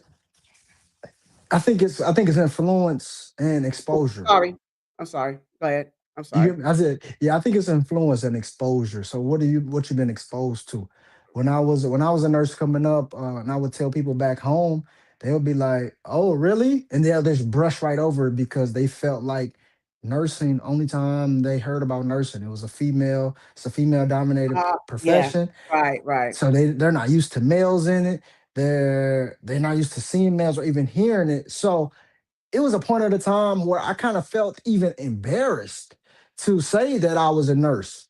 So I just Oh, say, wow. hey, I'm in healthcare, and just Wow, really? try to brush Mm, past that, because, like I said, I didn't see anybody that I can say, oh yeah, I'm a nurse. You know this nurse, this, that. Oh yeah, I know that person. Yeah, I'm similar to them. That person didn't exist. So I said, let me be that person so that people can right. lean on, or they can show their friends, yeah, he's a nurse, but he's able to do this. So that may spark that person or person that they're talking to actually, okay, dang, that looks cool. I didn't know nurses were able to do that, or nurses live that type of lifestyle outside of Mhm. nursing. Let me do my research. So if I could Yes. just spark that in somebody, I feel like my job is done. Yeah, absolutely. And because I mean, you because that's the thing about you, you just have so many so many elements to you. There's so much more to you. So, and you'll be able to have such a well-versed, conversation, well-versed Yes. aspect of things. So I just really appreciate about you as well, that you're able to just share that. And I'm so glad that you mentioned that you overcame, that closed-minded effect of, being a male nurse and not, wanting to talk about it, not wanting to, be ashamed about it. But and I also wanted to ask you what you when you mentioned that, were there any moments when you felt discour I mean, I know it's plenty of those, but Mhm. what was one of the most pivotal times in your nursing career? And I know we kinda go back to nursing and your business. No, let's do both. Your Mhm. nursing and your entrepreneurship. What was one of the most pivotal times in those spaces where you felt discouraged and you didn't believe that it was for you, or you had those I know sometimes you had those moments, of Mhm. discouragement. So, what was some of those moments and how did you overcome those? Okay. A lot of those a moment that I like, this it's always in my mind, lives rent free, is I was actually still in nursing school doing my clinical rotation, and being a young black male in these different facilities where that was an anomaly. Like, a lot of these patients Mhm. never seen a black male, especially a young black male, in these type of settings. Right. So I used to get a lot of pushback from a lot of my older female patients. Really? So yeah, they wouldn't allow me to do assessments. They wouldn't want me to shadow their nurse while I'm Mm. doing in the clinical setting, and that was pretty discouraging. Also, just not really getting the support back home from friends or family when I told them that was the career that I was choosing. That was super Mm, discouraging. But going back to the clinical experience, my professor pulled me aside and pulled me into like it might have been like a supply closet or something like that, and talked to me and was like, "Hey, sorry, sorry. Okay, I'm sorry. you hear you Yeah, hear me?" I hear you. I hear Uh, you. okay, yeah. So my professor pulled me into like a supply closet and said, "Hey, you look at me. No matter what anybody says, no matter what anybody does, how they treat you, you supposed to be here. You worked, and you're one of the best student nurses I've ever taught. Mm, So you are supposed to be here and you deserve to be here no matter what anybody says." And I understood that, but just to hear that coming from somebody, especially this was a white female, older white female, to I say believe that. it. I believe And it. I'm like, Hmm. wow, if she could see it from her Yeah. perspective, Hmm. anybody should be able to see it. Yeah. You know what Yeah. I'm saying? So Yeah. Mhm. that was very like a pivotal time because I'm like, dang, if I'm gonna be dealing with this type of things in all of the work settings, should I even waste my time? Like, is it space for me? But that that that message that she gave me was very important, especially with Yes, that it was. being the beginning to what my career is today.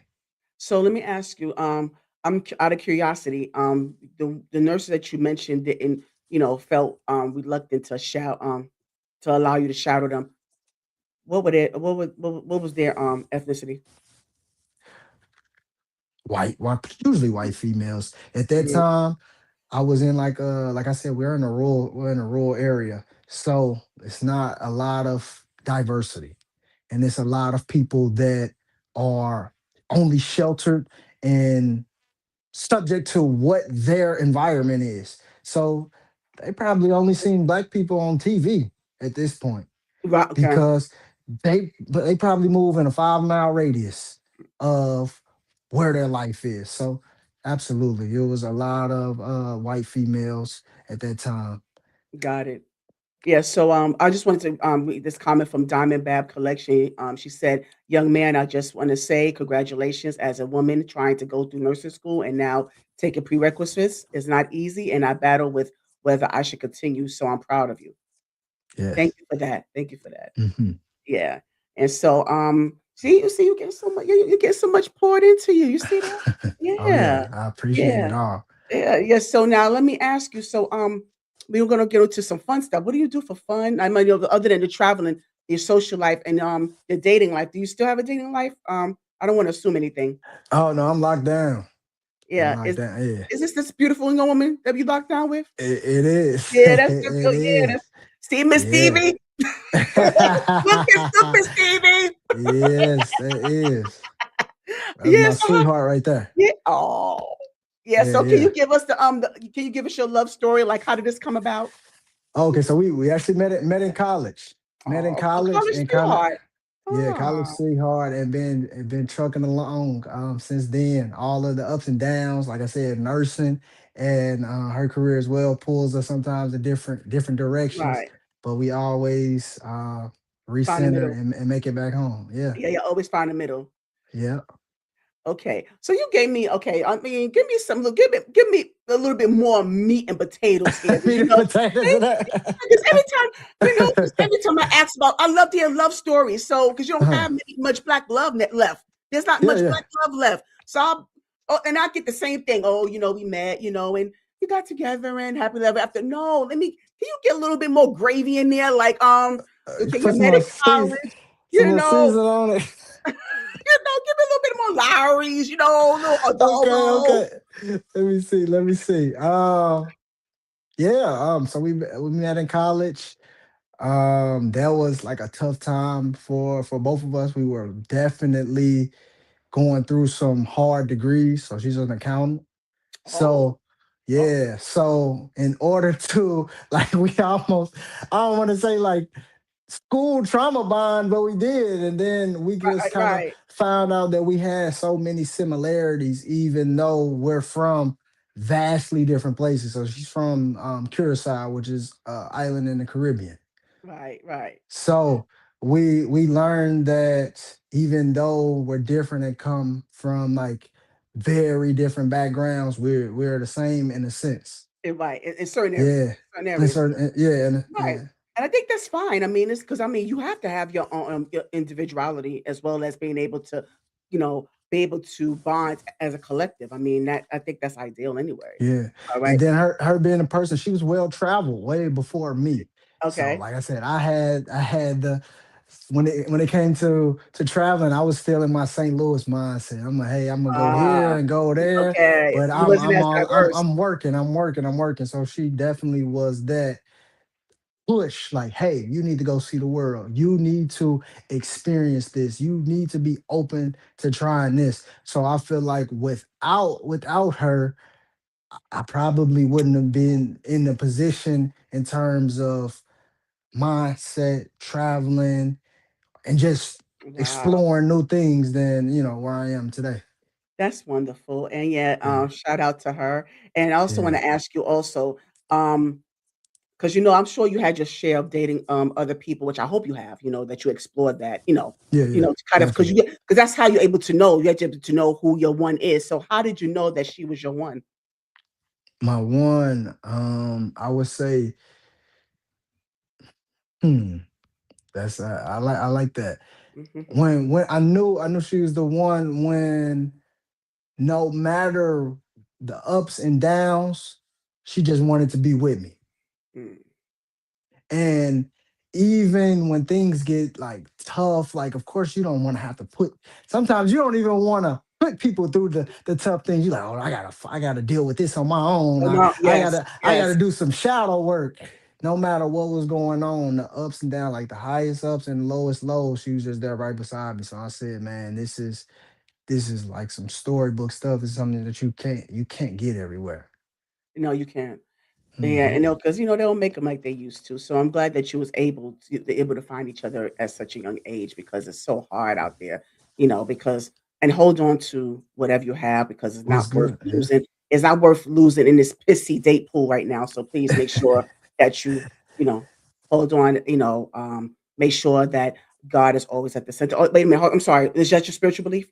Oh yes. Okay, I want to make Oh sure. yeah. Yeah, so make sure that God is in the center of that, and like I said, it goes on from there. So thank you for sharing your relationship with us too, because a lot of people don't. They really skeptical about sharing their personal lives. So maybe that's why you did the whole happily ever after thing, and that was it. So I had to kind of pull teeth with the meat and potatoes. So so I understand you being protective of your personal life. So I get it. Yeah. You know, but yes, so Nurse Will, I want to have a little fun with you. Okay. Because I know we cover so much, and I appreciate and I enjoyed every minute of it, Yes, I and did I as think well. yes, thank you. So I want to do a little this or that. Okay. Here they come, yo. Here they come. Mm. Yeah, so this or that. So I random stuff I put out top of my head. Sometimes I got to think of things on the spot, but nonetheless, you have to choose one or the other. You can't pick Okay. both. You can't say you can't be the fifth. Either one or the other. All right. Okay. Let's do it. Okay. So aspirin or Tylenol. Tylenol. Okay. Are you a butt man or a breast man? But for Okay. sure. He said for sure. All right. Okay. Let me I'm gonna get more deep into this. So holistic health or conventional health. Based on our diet, conventional. Okay. Fine. Fine. Fine. So now I'm gonna get into because I know I love me some music. So I'm not so um Outcast or Goody Mob. Are you familiar? Outcast. Okay. Oh, you said that real quick. Yeah, outcast. Okay. All right. Um, Duran Bernard or Luke James. Luke James. Okay. All righty. And so let me see. Oh, God, I just had different strokes or sister. Different strokes. Oh, you like different strokes? Okay. Oh yeah. And just a little quick little fact here. I parented a lot through those sitcoms. I was able to school my son on a Oh lot of yeah. things through those sitcoms. With Yes. different I strokes. just want to Yeah. share that real quick. Yes. Okay. So Let's Get Married by Jagged Edge, the slow version. You familiar with the original version, not the Mhm. remix, but the original version of Let's Get Married. Okay. Okay. And it wa- da, da, da, da. That no, Let's Get Married and I just had it too. You see how things escape me? But I'm gonna get it back. I'm gonna get it back. Hold on. Let's Chill by Guy. Let's Get Married by Jagged Edge or Let's Chill by Guy. Let's Get Married, Jagged Edge. Okay. Now I don't know how far back in the music, because I'm an Okay. oldies person. Yeah, because You I'm know, a you know, I'm a you young pup. yeah, I know, but still, do you listen to oldies? Because I want to make sure that I'm, Oh yeah. I dip in oh, your that. lane. Oh, you can? Mm. Okay. All right. So let me see. If you're not familiar, then that's fine. You let me know, and I can just change it up for you. All right. Okay. I'm just like I said. I'm just an oldies head. All right. Okay. Charlie Wilson or Jeffrey Osborne. Charlie Wilson. Okay. All righty. Now, now speaking of that, now we're gonna, get into that lane. Uh-oh. Outstanding, the song outstanding. Okay, Mhm. and Back in Love. Outstanding, the song outstanding, or Back in Love. Back in love again. Every Back time in I love. lose my lose. Okay, all right. Back in love. Yeah. Oh no, you said Yeah, all I right. gotta go. I gotta go back into the history Yeah, for these. yeah. See, I'm I'm like, let see. me go back to my auntie house. What? Okay, okay. Right. I bet you gonna do that now. Like as soon as the interview's over, I can see you on your phone now. Like, hey, let me go there. Let me see let me add to this my playlist. Yeah. Yeah. Yeah. Okay, so Air Force Ones or Jordan. Jordan. Okay. Mm. Um, okay. Hospital or clinic. Hospital. And tell me why. Hospital setting, you get to build a stronger skill set where you can go to the clinic later. Okay. All right. Thank you. Okay. Thank you for that. Okay. Now I don't know how you how tea person, but chamomile tea. Oh, you know what? Not just for your leisure aspect, but in the health aspect. Chamomile tea or peppermint tea, Peppermint tea. and why? Uh, Like like as honestly, far as in the health honestly, I in the like health. the. Oh, from a health aspect. Mhm. Honestly, I wasn't even looking at it from a health aspect. I Oh, you just wasn't. picked, Oh, picked it okay. based on Oh, based on taste. I based on like. taste. Okay. Okay. Yeah, That's yeah. fine.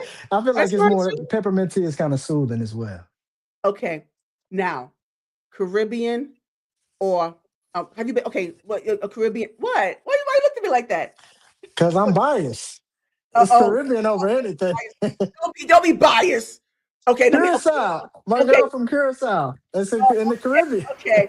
Um, see now I gotta go deep. Okay, now okay, let me be more specific. Let me come at you Okay. another way. Let Okay. me all right. Okay. All right. So 'cause I don't know, have you traveled to Africa? I haven't. No. Okay. So Um it's coming up still. Coming up it's for coming sure. out. Yes. Asia. I know you've been to Asia. Yeah, been to Asia. Mhm. Okay. All right, Bali. Yep. Bali or Jamaica. I never been to Jamaica, but I'll probably pick Jamaica. No. Okay. No, let me try that. Bali or Bahamas. I never been to the Bahamas either. You've been to so where Only place in the Caribbean I've been is Curacao. oh, okay. So Yeah, no, yeah. see now you're gonna and that's what you're gonna choose, right? Oh yeah. Oh everything. Okay, so mango or pineapple? Mango. Good job playing with me. Now these are the last two questions before we wrap up. These are two questions that I enjoy asking and I enjoy the answers that I receive as well. So now, oh, you can ask your question, Diamond Bab. Ask your question. I'll catch you when you type it in the chat. Um, if you had the opportunity to have 5 people at the media table, dead or alive, who would they be and why? I need the why Okay. for each one. Each one, dead or alive. I need the why for each one. Okay.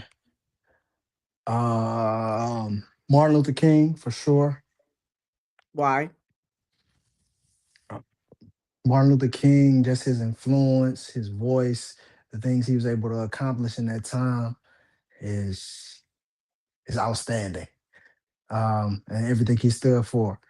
Martin Luther King, I would say Jesus Christ. Mm. Can't go without having Jesus there. He's the know all be all. So gotta have Jesus there. Alive, I will put Barack Obama. Mm. hmm Um, Barack Obama, just being the inspiration for just black people across America and just standing on his core principle values, and he never changed from that was beautiful to see as being a kid. Like I remember my family crying when Mm. when he won the presidential race. Mm. LeBron James, that's my Mm. that's my favorite athlete of all time. Mm. And number five,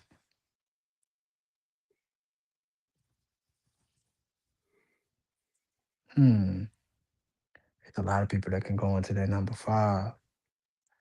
I would say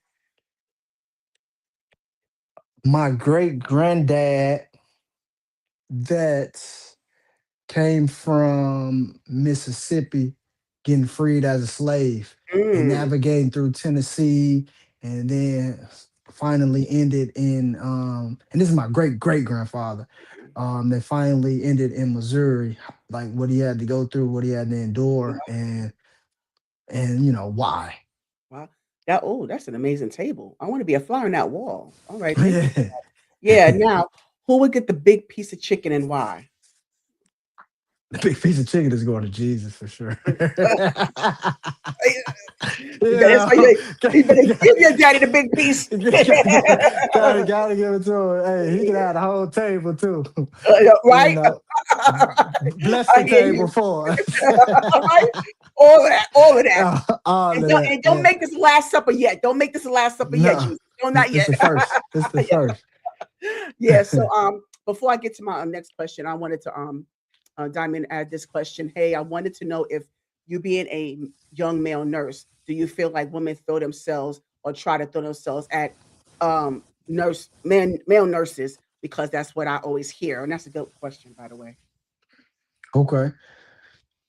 And I, it's the second part. They say it's you said for men, but I don't get that vibe from you. oh, okay. So to answer that question, if you are a minority in any situation and you're doing well, I mean, people can throw themselves at you just in general. I don't think it's solely nursing. I mean, but I know a lot of people try to Oh, associate the oh, they two say it's because hard it's a, for men. Okay, she meant to say hard. It's like they say it's oh, hard for men, but I don't get that vibe from you. Okay, yeah. okay. Yeah, I mean it can be hard, but I don't think it's a solely a nurse, just a nurse thing. Mhm. It's any profession, like even in the office space, on Wall Street, in on the construction site, in the factory, wherever you are. I feel like if you're a catch, you could be a catch wherever. So yeah, I mean it happens, but I feel like nurses definitely get a bad Mhm. rep. Yeah. Yeah. But I know the it's patients because flirt with you, right? I know the patients flirt you because I mean, be honest with you, I would. If I was your patient, I'll be flirting. That's just my nature. I don't mean no harm. sometimes, Yeah. but in the shoot in the situation, there's not a lot of flirting going on. Because if Yeah, you no, make it's it into not. that, if you make it into that hospital setting, you probably got some stuff going on. So Yeah, yeah. you're not That's the really, main focus. yeah, yeah, you're Yeah. not even really thinking about that. But yeah, nurses can sometimes get a bad rap, but I don't think it's like everybody really says it is. Oh, okay. All right. Well, Mhm. thank you. She said, very well answered. She appreciate that. Said it's mostly always women in nursing. That's why I asked that because where I work, it's only two male nurses and women flock over them. Okay, Okay. Might Yeah, be I mean set up everybody. here. A Mhm. lot of times when you're in a female dominated profession, you want a male perspective. So when it's so little men there, you have to, yeah, you have to try to, get talk to them or Mhm. walk over them as much as you can, I guess. Okay, absolutely. Yeah. Yeah, well said. Well said. All right. So now this is a question that I love to ask as well. And it's taken from the late James Lipton from inside the actor studio. So humble start will. When you enter into the pearly gates, what would you want God to say? Welcome. This this land is for you, and I want you to do as you please. And Ah, yeah. I love that one. Oh, I got to start doing. You gave me and that right there gave me an idea. I got to get a compilation of those type of responses there because you be hitting that one hit. Okay, yes, I love that one. Yeah. But well, before we end here, I just want to kind of do a little bit of pouring into you. Because I mean, you already in a space where you seem content and you seem well into your profession as well as your personal life and able to balance it all. And as a young man, just getting started, basically, you're just getting started. I really want to commend you and making history, as the first, you said first Black nurse in the state of Missouri, right? Oh yeah, at Yeah, the university. Xavier University. And so you made Black history um, continue to be that beacon of light that we all need, and not just younger peers, but us as well. Continue to be that beacon of light. Remain the hope that we need, because I think that we are living in a challenging time right now where it's so many of us that are just um we're like in such a dangerous space right now, because we see it in social media and of all of the different negative spaces that we're in right now. But remain that beacon of light for us. We definitely need that. And I thank you. I humbly thank you so much for taking the time to come on my platform. Please don't make it the last, because I Oh, really want to shed light on, you know, not just the underdogs, but just leave the safe space and welcome this type of occupations, different perspectives, and the way that you are able to just kind of handle it all and just kind of just embrace it all. And then for that, please take your flowers, sir. Yeah, yeah. yeah, you're Thank you welcome. so much. Thank you. No, I appreciate you for having me. It's been a very insightful conversation, and Yeah. I enjoyed myself. And I definitely will be back. Yes, ladies and gentlemen, I want you to give it up for Humble Start Will in the building. Make sure that thank you so much again. Thank you. All right. Right.